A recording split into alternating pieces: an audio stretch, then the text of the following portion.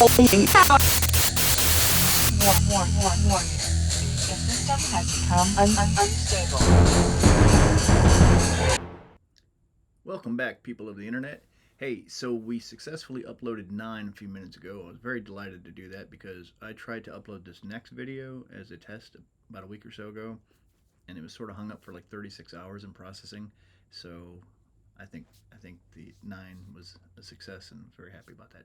All right, so this test, I might as well just throw it on there just for fun, just my own little nostalgic purposes. That being, it's just a little vignette of some of my history as a drummer. Now, I was a drummer in a whole lot of other bands than this, but this is just sort of a little, like I said, like a vignette, a little showcase of some of the stuff that I really had fun doing, enjoyed doing, did for a long time, and in some cases really loved. Now, this first band, you're only going to get the first third of this song. The band is called Mystic Serial. The song is called Miss Andrea Applegate. The band was sort of an indie rock band. The guitarist, primary songwriter, is an amazing musician, and the music was wonderful. And him and my brother, the bassist, collaborated on co-writing a lot of these tunes.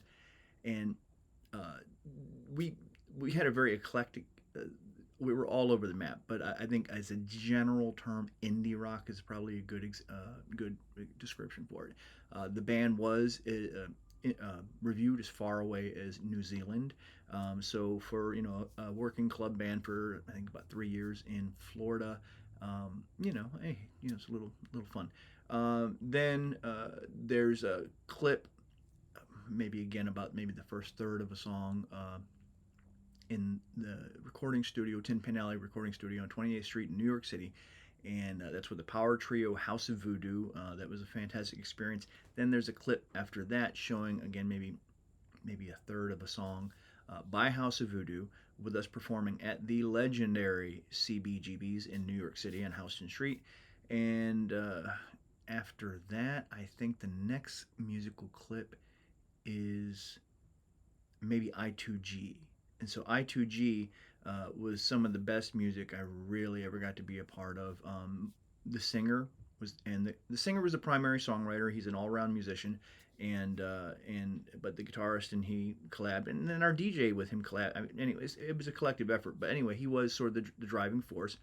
However, I am proud to say that we had a couple of songs in development and that I have recordings of that really were based around my drum techniques, some of my tom-tom work and things. And so that really was gratifying to me because I had an immense respect for all of those guys. In fact, that was sort of a reformed band that had been a previously signed band that had done a couple of albums that I did some film work for, some video work for, that some of it which ended up on late night heavy metal TV. And so I was very proud of that. And at one time we were all very, very close friends. And about half this band were bikers, and we all rode together and that kind of thing. I really liked the music. This was the sort of music that was really popular in the late '90s in the metal scene, and you'll hear people call it new metal or mall metal. New metal seems to be the name that stuck, and also a lot of those bands were coming from North Florida. A lot of people maybe outside of the music industry might not have known that, but so we were in Southeast Florida, and so we knew that a lot of people also were referring to it at the time as Florida metal. Anyway, it's that corn kind of style of music, but really well done. And we had an amazing album that we did. Then we broke up. Later, they ended up being an opening act for my next band, which was Jesus of Borg and the Collective. I was the vocalist, I was the front man, I was the lyricist and primary songwriter of Jesus of Borg and the Collective. In the early days, we did a lot of like just playing around on stage because when you're playing clubs before you start really headlining and getting a following and having some sort of control over your contractual agreements and what you'll do and what you won't do, and then you have a bunch of opening bands for you, that kind of thing. We had to really, bring it out throughout the evening, and we would do like 3 sets. I mean, it was nothing for us to play, 3, 4, 5 hours at a show, and so we would fill it with all kinds of experimental, fun stuff that we did, and some of it was just sort of playful. And this I think it's the last song on here, is an example of that. It's either the last song or it's the one before I2G. I forget the order they're in. Anywho, it's sort of the second half of a song called Shoot to Kill that has me both on vocals and drums. Now, I was just the vocalist. If you go watch the other 4 videos I think are on here now so I just uploaded 9. Then there's Jimmy Dean and Betty Page. There's Mystic Serial, the song, not the band, and Mr. Sex. So 4 of my songs of me as a vocalist for that band, not behind a kit, are on YouTube as of now, and you can check those out. This was just being playful on stage. This was just, we created all kinds of fun filler stuff. Anyway, that's the setup, and in between these clips, there's different clips of me over a period of several years talking about my work as a drummer and a musician, and the songs, and sort of setting up these same songs. And so bear with me if you think it's redundant, but I think it's sort of cool from a historical point of view. But this being the end of 2025, I just wanted to set it up. So having said all that, people, let's play some rock and roll. I'm a musician. For many years before I was a vocalist in the band Jesus of Borg and the Collective, I was a professional drummer for several bands. In this film, take a little look at some of that history. My band Mystic Serial was reviewed as far away as New Zealand.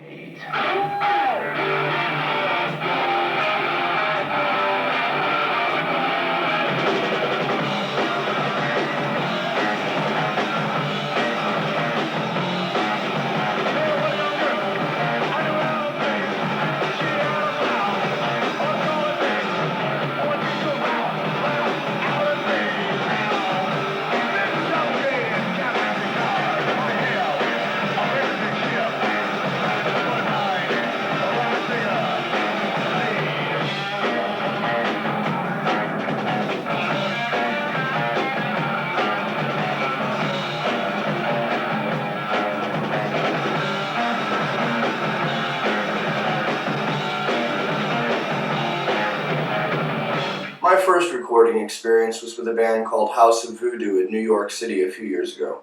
Back then I was still playing the drums, and we recorded our CD at Tin Pan Alley Recording Studio on 28th Street.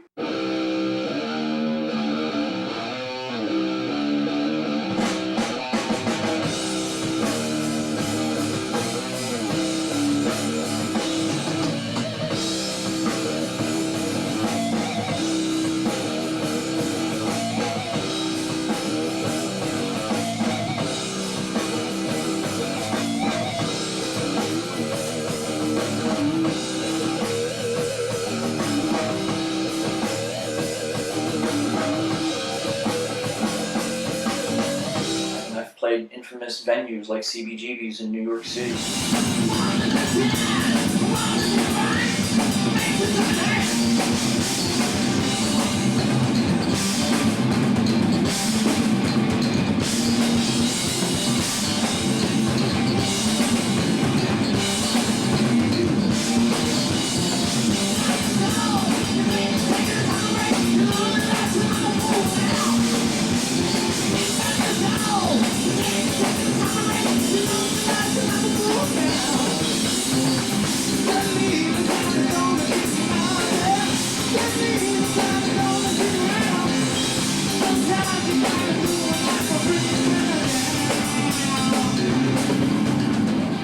Drummer for a band called I2G that sadly, although that fizzled after the recording sessions in our studio, it was a wonderful experience. Got to be involved with some of the best music I ever got to help write as a musician.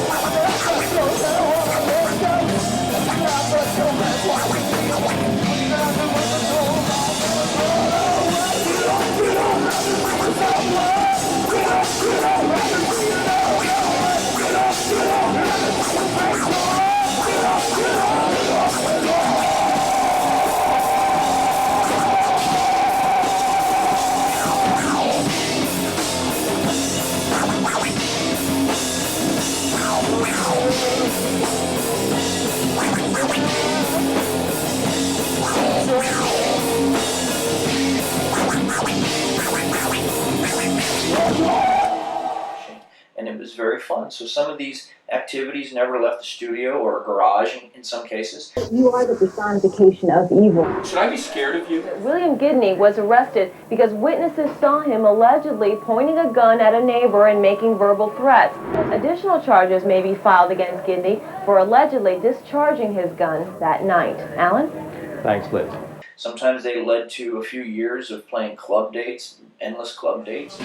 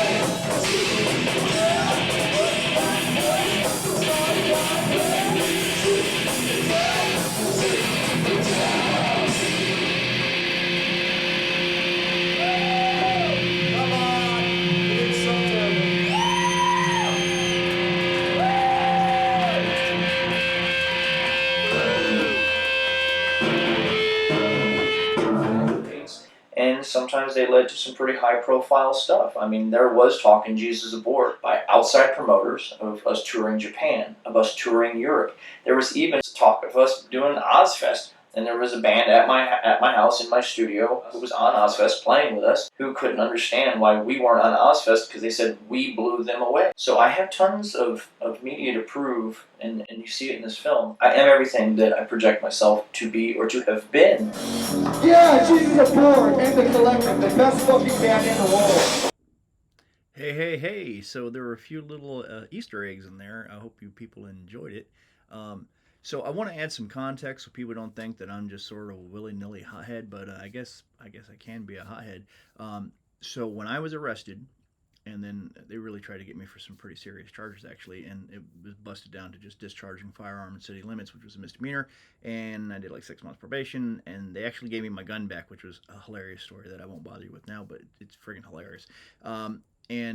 So my brother and former sister-in-law and I had gone to see a movie. Actually, it was a John Ritter movie, and we came home, and sadly we had I in my home they took me out, so they brought me back home, and we'd had my ex-wife and I had a home invader that had attacked her, and it was just had gone down, and so I popped off a couple of rounds trying to get the guy that was in my house and beat up my ex-wife. So I will say this, and this is probably unpopular, but I'm going to say it because it's the way it is. The vast majority of satanic males are just like D&D cosplayers.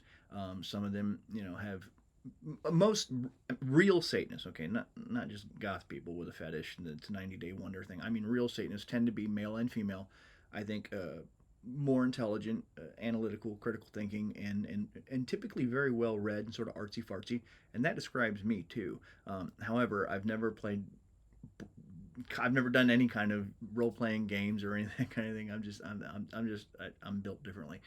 So anyway, I think a lot of the guys, even if they have a really keen brain, they're just sort of geeks and they don't have balls, and old school Satanism, or at least what I consider to be real Satanism, is might is right, and it's survival of the fittest, and all that kind of thing, and not just in sheer brawn terms, but it's Machiavellian sense and its strategic sense and its tactical sense and all that kind of thing. However, I think most, now again, if this doesn't apply to you, don't get butthurt, okay? Because I've known other satanic males that are every bit as masculine as me, and they'll stand toe to toe, and if they're side by side with me or they got my back, I feel good. But the majority, no, man, I don't want you guys.